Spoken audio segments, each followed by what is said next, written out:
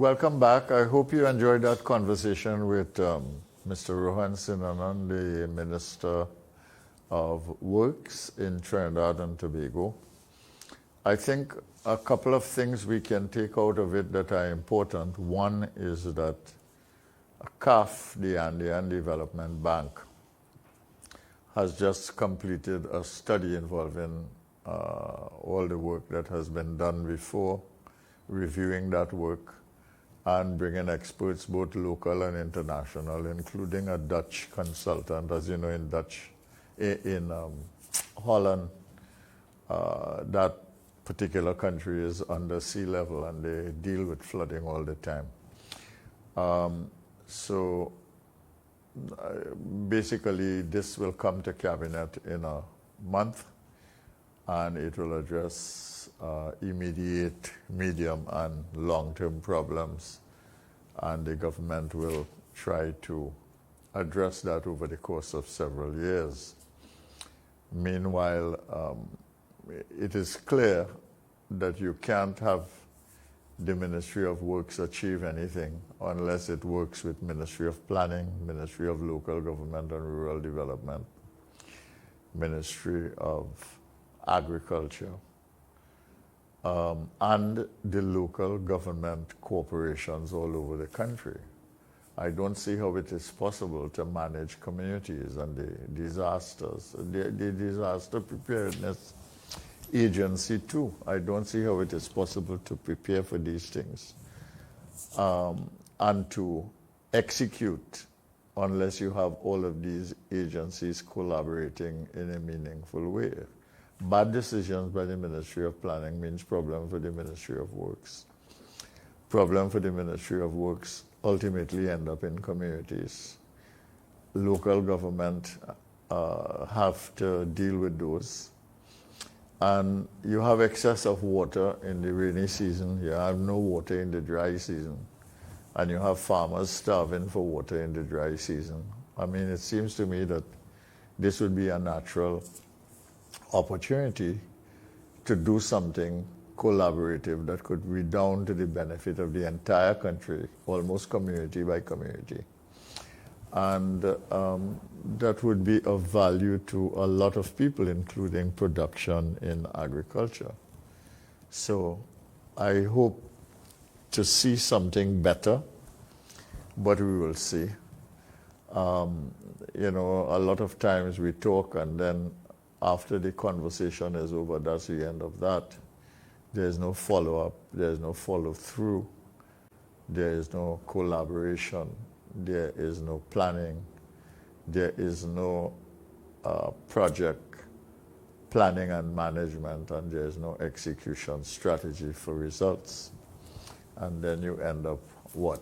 With the same problem recurring over and over again. So we will see how this goes. We wish the minister, for the sake of our citizens, well, and we hope that he has some solutions to provide over the next year. We will see what happens in the budget. This morning I mentioned it really is a source of disturbance. I read it in the news this morning and I heard about it yesterday, of this man who is trying to make a living. He leaves Bamboo Village number 3. He goes up to Montrose to make a living. And in the night, someone comes, or 2 people come, and simply shoot him and kill him because they want some money. And I think this is a serious matter. The lawlessness that has overtaken the society and the impunity with which criminals do what they have to do without consequence. I mean, it really is a source of disturbance in the society. There are other issues, of course, social issues, economic issues, the problem of the consequences of COVID, the unemployment that it has created, the distress that it has created. But that doesn't justify you taking a gun and killing a man for no reason whatsoever. I mean, really. I don't see how you could go home and sleep. And I don't see how the police can rest without getting a person or the two criminals that did that. So we will see what the Chaguanas police will do. We will see whether these two men who executed that person trying to make a living are going to be brought to justice. Okay, so we have Ruqayyah on the line, and we are going to ask Miss Scott to have a conversation with us, and we're going to talk with her. She's a young, refreshing voice, and we hope that she will bring a perspective that perhaps is rare in our community. You know we have a lot of young people, but we don't let them speak. We don't give them the opportunity to express their points of view. So let's hear what she has to say. Good morning. How are you? I'm not getting the sound. Huh? Is your mute on?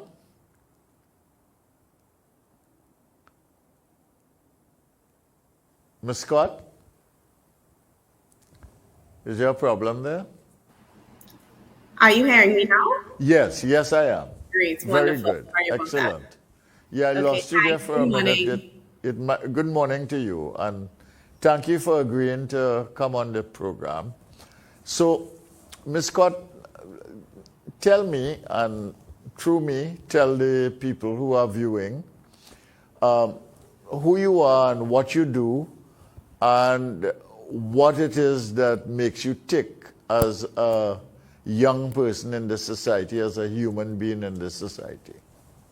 Well, good morning, everyone who's logged on. My name is Ruqayyah Scott. I'm a current undergraduate student at UWI St. Augustine, and I'm pursuing my major in economics. And I've been passionate for economics for as long as I could remember. And the reason is because I think economics has the power to make a lot of change. And from a very young age, I realized that we had a lot of inequality in our society, and that went across from socioeconomic to just social issues, etc.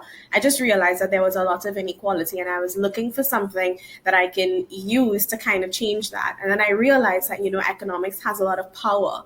And I saw that power, and I decided to, go ahead and pursue economics. But then I also realized that whilst making policy from the top is a very good approach sometimes and most times, and which is what we need certainly, is that bottoms up approach. And that's why I've decided to also immerse myself in a lot of volunteerism work, especially with a lot of youth-led and youth-serving organizations that really work to kind of speak out for the voices of young people, but also for the voices of young people that have been marginalized and cheated by the system, so that we can have a voice in our society. And so I've gotten into these two things. So I see my volunteerism work really marrying well with my economic knowledge. And it is my hope and intention that I can use both of these things to effect a lot of change in the near future. So that's just a little bit about what it is I do and what it is I hope to achieve. Well, a very clear perspective, I must say. But you said some important things. You used some important words. You talked about inequality, and I want you to talk a little bit about that. What is it that you saw in terms of inequality that led you to embrace economics, first of all, and now as a person who is going to end up being an economist when you graduate, what are you seeing now, and what are the solutions that you are seeing? Well, and the thing is... no, but listen to me. I want to put these couple of questions together, because Sure. I hear you very articulate and very clear, so I know that you can take command of the questions that I'm asking you. And the second one is that you basically talked about people who have been left back or left out of the system, a kind of marginalization that takes place with this inequality.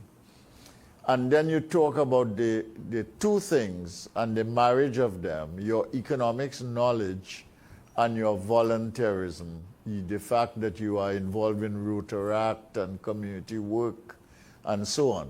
Okay, so what I'm asking you to do is to bring these three things together. I know you can. And tell me about how this impacts on you and where you see yourself going with this. Now, allow me to just really focus in on education as that means of explaining these three components. Now, Right. I strongly believe that our Could we education have some system volume for her? Yeah. is lagging. Um, it is lagging, and I feel as though I have been a victim of that. Now, a A lot of victim of people. what precisely? All right, so we have an education system that does not cater to everybody. That's Okay. the reality of it. It doesn't cater towards multiple intelligences, and we sort of have a mixed system where we have these public schools, and then we have the more private schools, but we also, as we know it, prestigious schools. Now, when people meet me, they automatically assume that I went to convent, and I have to correct persons all the time and said, "I no, I actually didn't go to convent." And then they're like, "Oh, you went NAPS then?" And I was like, "No, I didn't go to NAPS either." And they were like, "So where did you go?" And I said, I went to Cuba East Secondary School, right? Yeah. I went to a government secondary school for 7 years. And in that experience and having friends who went to Presentation College, to NAPS and Holy Faith Convent and so forth, I was able to pick up on a lot of things. Now, first and foremost, the opportunities that students from government schools do not get. Let's start there. There are a lot of extracurricular activities that simply do not come our way. And if they do come, because of the culture that exists, teachers just think it is not important. I remember there was a program called the Model United Nations that was actually put on by the Rotary Club of Central Port of Spain. I remember when that came to our school, they selected 4 students to participate, and I was one of them. And then the year after that, I was actually invited to come back on the program because my skills were so good, and they thought that I could, help others and train others in the skill of debating and public speaking. And I was not allowed to go back. It was By a your real school, you mean? struggle to get a teacher to sign off to send me because I had gone before. Nobody else in the school wanted to go. And I remember I really had to go and ask. And I actually got, at the time, my art teacher, which has absolutely nothing to do with international politics and diplomacy. But it was my art teacher who actually signed off and allowed me to go, and he actually came to the debate. Now, my art teacher, he believed that extracurricular and non-traditional parts of education was super important. But I had that push. Now, let's think about the students who do not have that, to the schools where they do not allow you to go on all of these trips. But let's just talk about the opportunity. I've never been invited to any AmCham debate when I was in school. So that's the inequality that exists. Government schools are also, our numbers are way more than some of our prestigious counterparts as well. So when you have, I remember some of my classes had 30 or 40 students in one class, and we had 4 of those. So you're talking about 100 plus students in every form level. And sometimes a teacher, he or she may struggle with that load, and they may not be able to kind of reach every single student. And then some get left behind.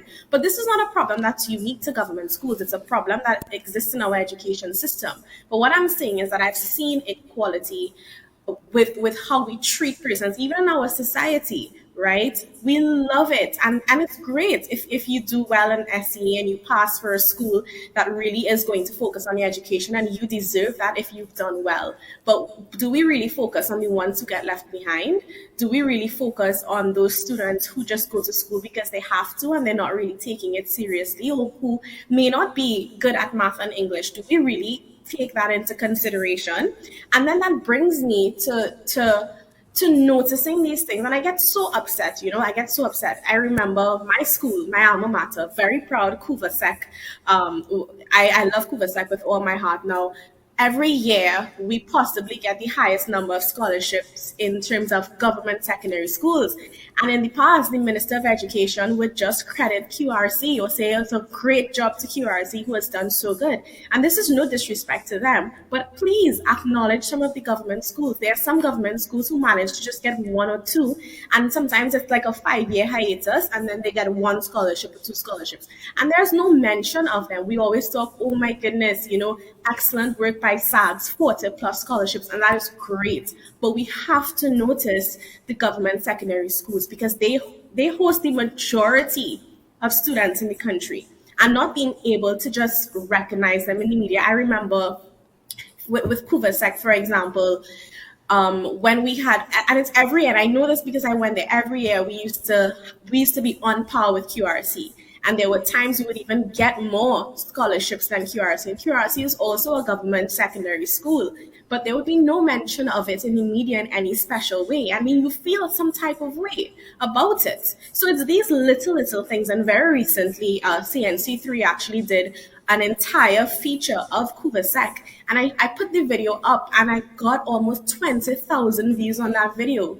Because past students, current students, people want to know what's happening in the government schools because we know what's happening in the other schools, and I think that is where we really need to focus. And now, I was lucky to go to Ruqayyah Secondary. We're created in a fairly urban area, and there are a lot of opportunities that come our way.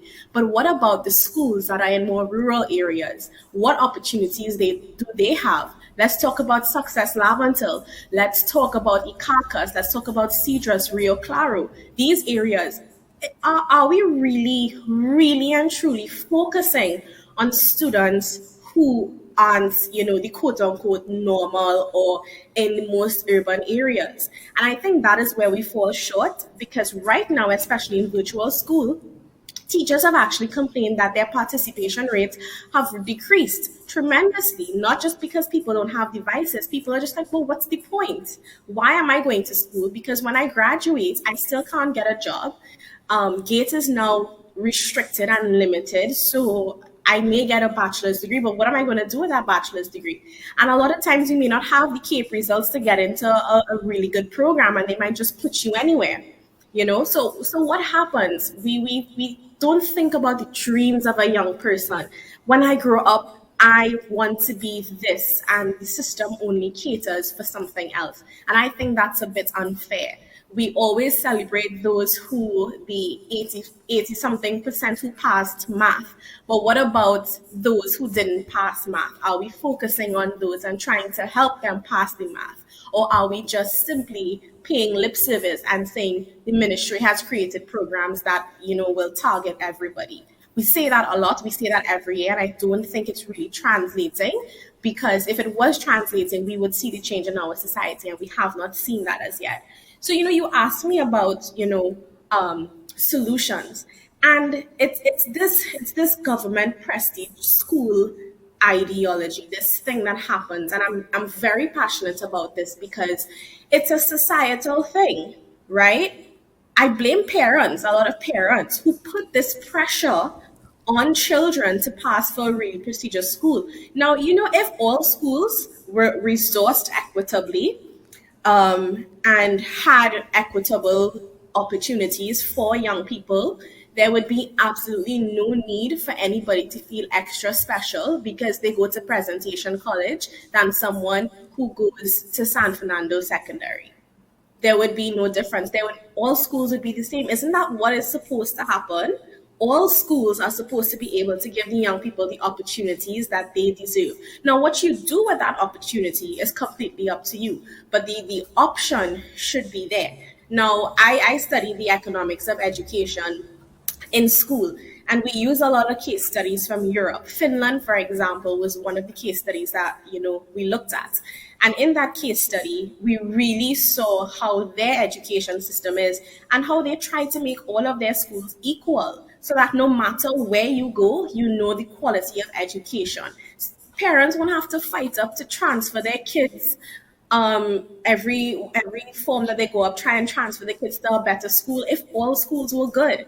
And that is what I think is our solution. All our schools need to be equipped equitably, and the resources just need to be there so that I know in the future when I become a parent, I don't have to worry about which school my child goes into. The only thing that should matter is the location and where I live and how convenient is it really. That should be the only problem I should have as a young person thinking about the future. And I think a great solution is for us to really work on making that education, the secondary school education system, as equitable as possible, because it is a real problem when students get left behind, because then they miss out on university. They don't even go to trade schools because we don't even look at that as a real avenue, this doctor, lawyer, accountant thing. We think it's changing, but it's really not. A lot of people, I'm studying economics, and a lot of people still do not know what it is I'm studying and what am I going to do with that degree. A lot of people assume that I'm just going to work in a bank, you know? So it's that type of education that really needs to change. It's a societal change, it's a culture change. But I truly believe that we have to have an equitable secondary school education system for all of our young people to at least have a fair chance. All right, you've said a lot there, and I'm going to ask you a couple of questions about what you said. First of all, I get the impression that you are saying that inequality starts with the fact that we have a school system, especially a secondary school system, in which schools of different types are of unequal value. And that begins with the notion of the prestige school and the big name schools, and it has to do as well with the resourcing of schools. But I got the impression when you talked about extracurricular activities and the fact that those things were so prevalent and indeed dominant in some of the prestige schools, that you were saying that teachers in the secondary school system, in the government side of the secondary school system, were not as enthusiastic either about extracurricular activities or about their students' interest in it. And that is an important issue to consider. And then you talked about the inequality in performance. So if we hark back to the issue of some schools being under-resourced, and you have a situation in which the education quality is not equal across schools, you have a lot of students who do not make it in the system in which making it means getting 5 CXC passes, including English and maths. Now, talk to me about two things there, all right? The point that you are making about the unequal system is clear. The point that you are making about under-resourced schools is also very evident. But tell me about the issue of what makes for a quality school. Is it that they are a prestige school, or is it the culture that you inculcate in the school? And secondly, doesn't the approach of the principal and teachers have a lot to do with whether the quality of education is good or not? And thirdly, if you have a system that is based on teaching and learning that really matters to the student, couldn't we address some of these problems of people being left back in the system? And I'm asking you now to talk about a government secondary school. Yes, certainly. So I do think a lot of the bigger schools, what we call the prestigious schools, do have a lot of opportunity. They have more resources, but the quality of education in those schools are still not up to the standard that it should be. So where does that then leave the government schools? Now, what makes a quality education? For me, I think, and this is my opinion and what I've learned, it's more than just academics, is what I think is important. A lot of government secondary schools actually at the CXC, the CSEC and CAVE level, do not even offer certain subjects because they have no one to teach them. And that other option can be available at, quote unquote, better school. So these are the things that have to start changing. Now, you asked me about, if the principal and teachers and administrators have the power to choose this. And I say yes, but I think the reason why it's not happening, and I'm not saying that all do this, not at all. I do think we have some excellent, teachers and principals out there who really try to push to get things done. I mean, Kubasek has been a great example. I think we've done excellently over the past. But then again, I have a little bit of bias. I mean, it's my alma mater. But we have been very teacher focused and not student focused in this country, where it's about the teacher and less about the student. Now, we that is a problem because not all students are the same, and we have various interests. Now, I remember at my school, the theater arts, music, and art was offered every other year. So now, if you ended up in a year that didn't offer it, and your dream is to be a musician, you couldn't do music at CSEC, and then you definitely couldn't do it at Keep. So where does that leave that person who really wants to do music? So that is why we have to figure out a system where we focus on our students, we focus on the learning experience rather than just making life easier for the teacher, what the teacher is accustomed to doing or accustomed to teaching. Because we have to realize that not all of us are going to grow up and be doctors or lawyers or accountants, because not all of us are the same. So I do think that teachers and principals have, and I think now is the perfect time. You see how we're virtual and the world is changing. We should be taking heed. We should be recognizing that, now is the time for us to really sit down and be like, you know what, all right, how can we improve the school and make the experience better for the students? Because education is not about the teacher, it's about the students. It's about their experience, it's about their skill development, their sharing of knowledge. That is what it really is about, so that we could prepare them to be adults in a new world. Because this world, post COVID-19, is changing a lot. We have artificial intelligence and technology is booming. And actually, a lot of the jobs that we think might be around by 2025 may not even be available because they've been taken over by AI. So where does that not leave just Trinidad and Tobago, but the Caribbean region? Is that we really need to start tailoring our education system for these new and upcoming industries, financial technology and artificial intelligence, to really equip us with these skills so that when we become grown men and women, we can compete on an international level. And I think schools and school administration and the Ministry of Education have a big responsibility to play in this. I read a recent study in which that study indicated that 1 billion of the jobs that we have now will not exist in 15 years. So I think that is something to ponder. But I want to ask you something. You had your experience in secondary school, and I'll tell you why I'm asking it after. In a government secondary school, did your teachers understand that school is about the student and not the teacher?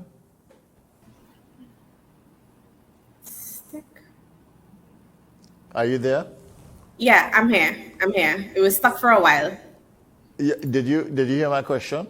No, I didn't. Okay, the question is, in your school when you were going to secondary school in Couva, did your teachers understand that school is about the student and not the teacher? I think for the most part, yes, they did.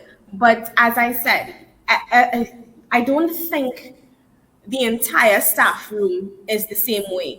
You are going to have those teachers who really do believe in you and are learner centric, and then you're going to have those who just come in and teach and frankly don't care about why it is you came to class or you didn't come to class. And this is not a Cuba sec thing. It's a Trinidad and Tobago Caribbean problem that we have within schools, even at the university level. Should well. teachers? I'm asking you a blunt question, and you can give me an equally blunt answer. Do you think teachers like that should be in the system? Do you need teachers who don't want to teach? No, because then it's the wrong profession for you because you're not helping. Exactly. You're not Because helping, and then because that should be your job. if I as a parent am putting my child in your care under the assumption that they are going to get good care, and part of that care is effective teaching and learning and caring about the development of that student, why should we have teachers in the system who don't care about teaching and learning and about the children and about schooling and see Yeah. it simply as an opportunity for a salary? Yeah, I agree. I completely agree with So that. I'm Because asking, I am sure I'm going to get some licks for asking that question, but I think it needs to be asked. You see, because what I'm going to tell you now is that I began my career after university by teaching in a secondary school. And that secondary school was a government secondary school. It was San Fernando Government Secondary. I think the name has changed now.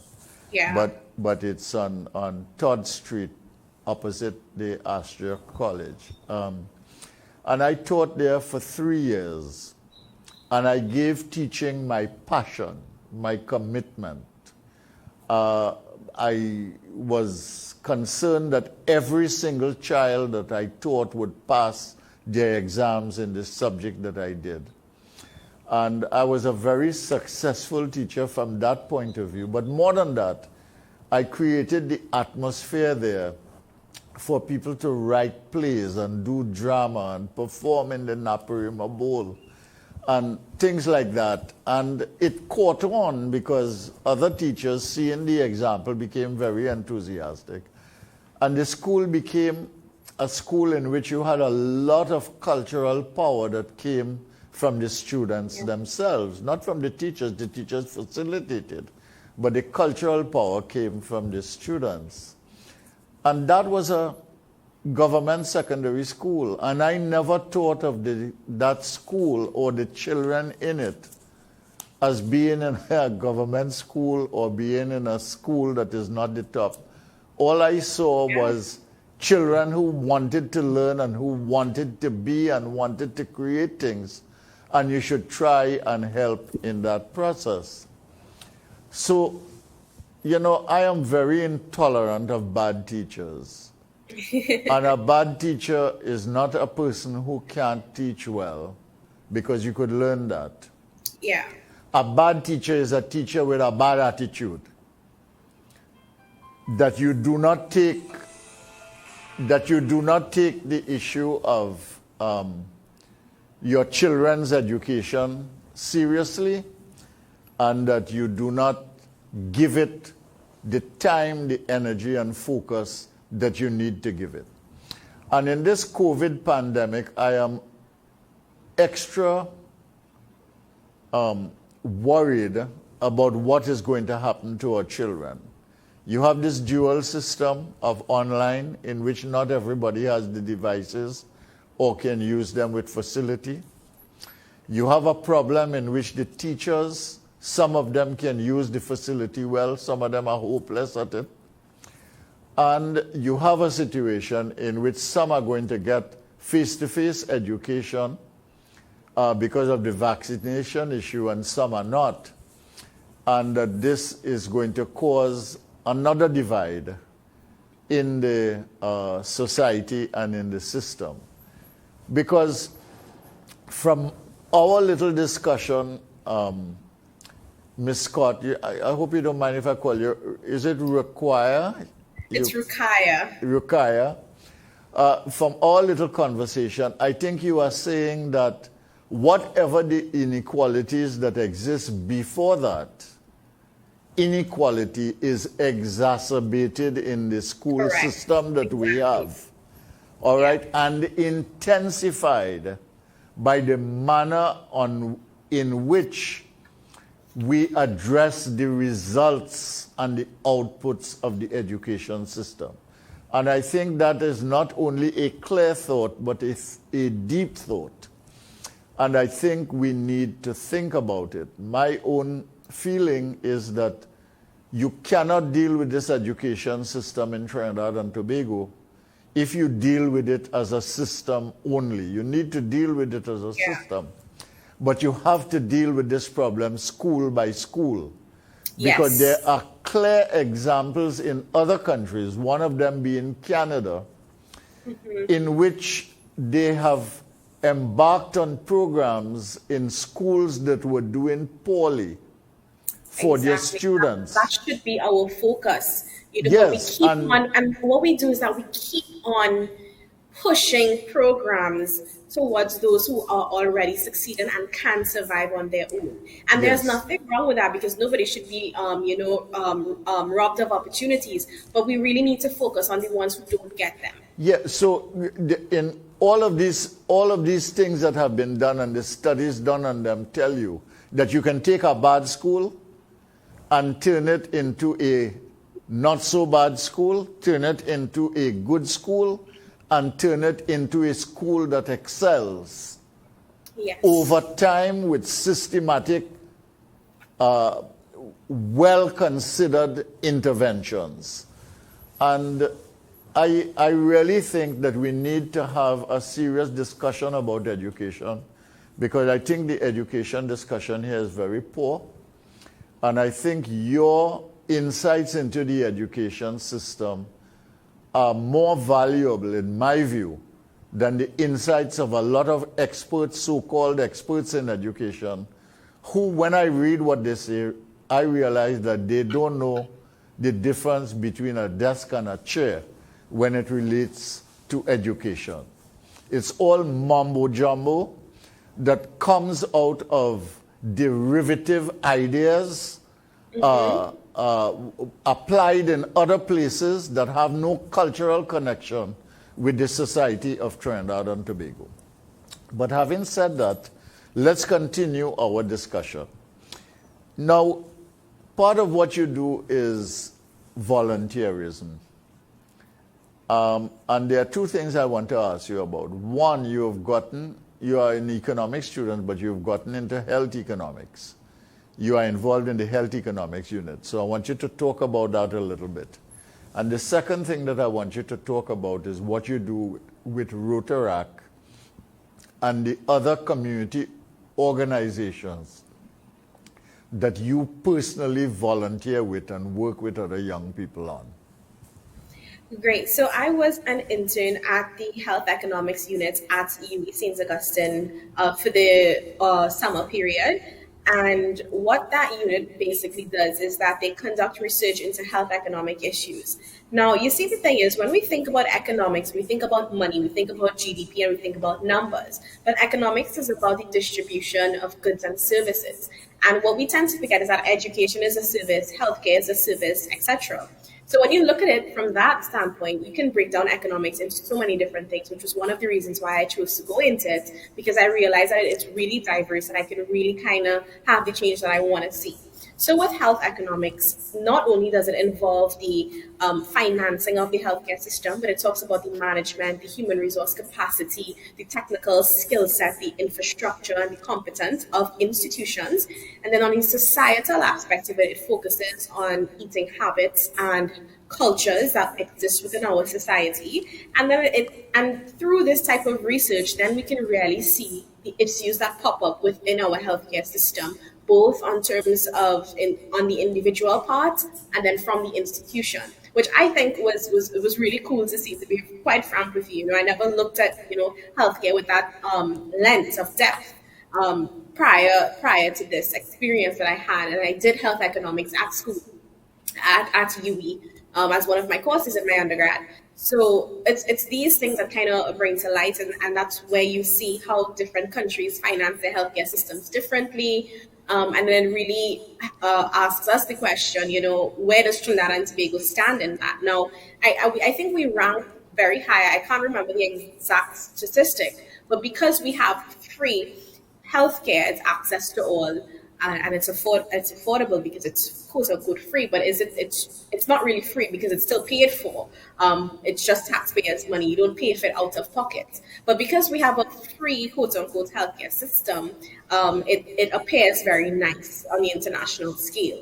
But we have to question the quality of that healthcare because a lot of us have health insurance, right? We wouldn't need health insurance if we knew we could trust the healthcare system. I know a lot of people who like to say, oh, Trinidad and Tobago have one of the best healthcare systems in the world, and so forth and so forth. But from the time, especially a politician or somebody very important, gets sick, they don't go to Port of Spain General Hospital or Santander General Hospital. They go to West Shore, they go to St. Clair Medical, they go to Medical Associates or SurgiMed.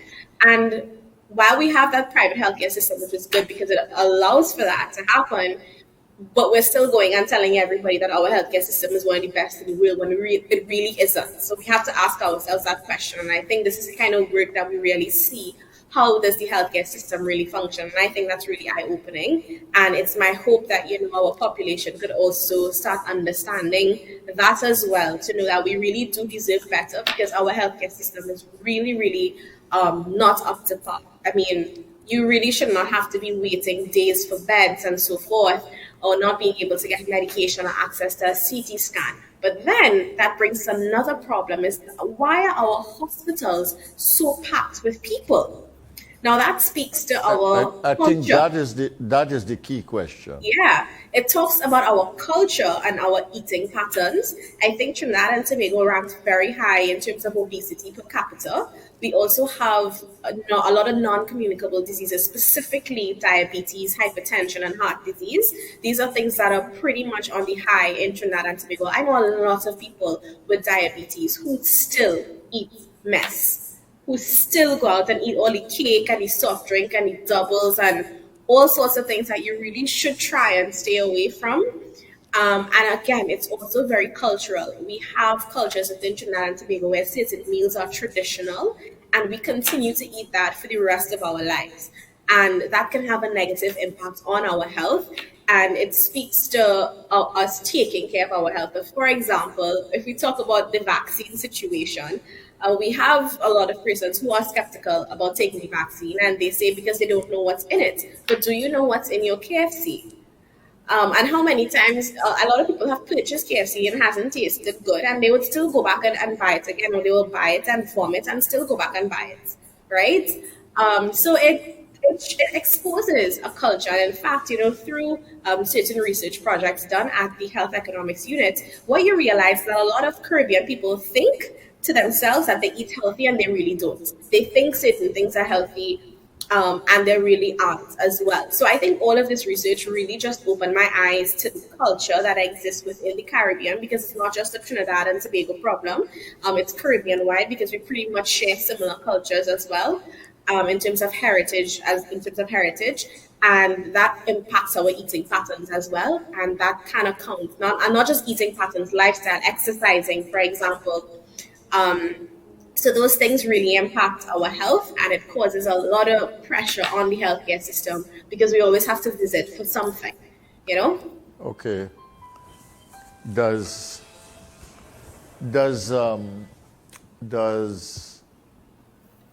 the Health Economics Unit make the distinction between preventative approaches to health and studying the health system as it is and as it works? So, for instance, the health system works in Trinidad and Tobago because you have a lot of people going to it. And as you said, the big question is really, why do so many people need to go to the health facility and go to the hospital? What is the Health Economics Division or unit doing in terms of preventative health?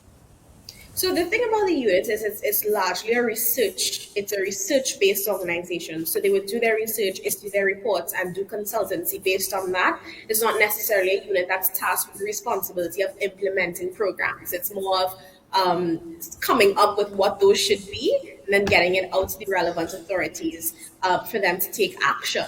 And that is where I think we can really focus our attention on the Ministry of Health, but also on the people of Trinidad and Tobago and other Caribbean neighbors as well to really take stock of their health. I know we have, and this is the thing, I know we had a program where the government wanted to ban these sweet drinks, soft drinks, and artificial juices in schools. And I remember it was such a problem. A lot of parents were grateful for that. I know mine certainly were. But there are a lot of parents who thought it was unfair. And then that leads to another issue that unhealthy foods are cheaper than healthy foods. And we have to remember as well, we have a lot of income inequality and non equitable distribution of income. So persons who can afford the unhealthier meals are going to continue to purchase those unhealthier meals because that is what they can afford. So you see how everything ties in: the education, the health, the income, everything ties into inflation and rising taxes and everything, which is truly why I find economics so fascinating. Yeah. That's the reality of the situation is, unhealthier foods are cheaper. And a lot of us don't have the incomes that can support the healthier foods. That is another concern. And of course, the health economics is very important because we are finding more and more in the world that you talked about with automation, artificial intelligence, etc., that human and intellectual capital are the most vital resource that we have as a race of people. And for every society, that is an important capital asset. And if you have unhealthy people because they do not eat right or they do not live right or they cannot afford to do the things that are necessary to live healthily, then that has an impact on your human capital base and the human capital assets. And that ultimately has an effect on your intellectual capital capacity. And of course, it has an economic effect as well on your health system. It has an effect as well on the quality of life of large numbers of citizens. So for instance, we have a problem in this country, which is that you have an epidemic of diabetes. You have an epidemic of hypertension. You have a lot of people with heart conditions. You have a lot of kidney problems and renal failure. And these things make a difference in terms of productivity, the workplace, quality of life. It does make a difference, So in that sense, the economics that you are doing is highly related to this. And it is critically related to the role of education in all of this. Because no sense putting all your resources into education when your people are unhealthy by the time they are 15. Yeah. You understand? So we've got to address that too. I want to thank you, Ms. Scott, for a very wonderful, refreshing, enlightening conversation. There are 1,000 other questions I would like to ask you. And I want to ask you these 1,000 questions for one simple reason, which is that you are young, the world is yours, you are probably dreaming of what you would like to do and what you would like to be and how you would like to play a role in society. And there is so little opportunity for you to articulate that, although you articulate so well. And there is closing, the opportunities are closing in your ability to match your dreams with what is possible in the society. So I will give you the last word on that as we move to the close of the program. Do you have a response to that? Yeah, I do. And I think, you were once, very, very young as well, and still putting you in the young category. But when you were very, very young, Thank you would you. have also had, similar aspirations. You would have wanted to do A, B, and C. And I think that's just a natural human instinct. But what makes it scary is that our future looks very bleak. It doesn't look very bright at all, not only because of the issues that we raise, but things like climate change. And I actually read a couple of reports that said that, women are choosing to have less children because of climate change. They want their children to grow up in a world like that. And these are realities, and our future does not look very bright. But I'm going to do what I can to make mine, very bright. But we have to help those who may not have that ability, and I think that's very, very important. Unfortunately, we do have a lot of young people that migrate, but then you have to ask the question: is that can I really blame you? Because sometimes the opportunity is there, and you need to eat at the end of the day. You may have a family to take care of, and you may need to do what you need to do at the end of the day. The experiences that you may want, and that's just the reality of it. So if we can do whatever we can to, of course, retain that human capital in Trinidad and Tobago, or at least in the Caribbean, that would be great. But the future definitely looks, a bit shaky. But I think having conversations like these, voting wisely as well, and really showing up to consultations, these public consultations, and at least trying in our very little way to sort of effect the change that we want to see. I think Trinidad and Tobago can be a very successful nation. We have the capacity, we have the knowledge, but we need to marry those two together and get it across to everyone, and really try and continue building our nation to the nation that we want it to be, a nation that we don't have to flee from, a nation that we can be proud of, and a nation that my kids and my grandkids can be safe in. And I think those are just my final words. Well, wonderful. It's a good note on which to end. I want to thank you very much. I want to issue an open invitation to come back. You'll come back? Yes, And definitely. You we'll, just let me know when. right, and we'll continue this conversation because I think the youthful perspective is important. And I want to thank you for your contribution, which has been immense here this morning. I want to wish you everything good in your studies, and do well, do as Thank well you. as you can, and Today is actually continue my it. first day of school. Today is actually Okay. my first day of school back. So All yes. right, great. And have a good year this year, academic year. And more than that, do well, and don't ever give up on your dreams, and do not give up on your commitment to do something valuable in this society. Thank you so much, Ms. Scott. Thank you very much, and enjoy the rest of your day. To everyone watching. Bye bye. Okay then. We are moving to the news now. This is Brighter Morning with Boo on MCTV, Multicultural TV, and U97.5 FM, Hot Like Pepper Multicultural Radio. We thank you for listening and for watching. I am Bo Tiwari. I've been your host for the last 2 hours. I thank you very much for staying with me. We move on now to Andrew Chan and the 8 o'clock news.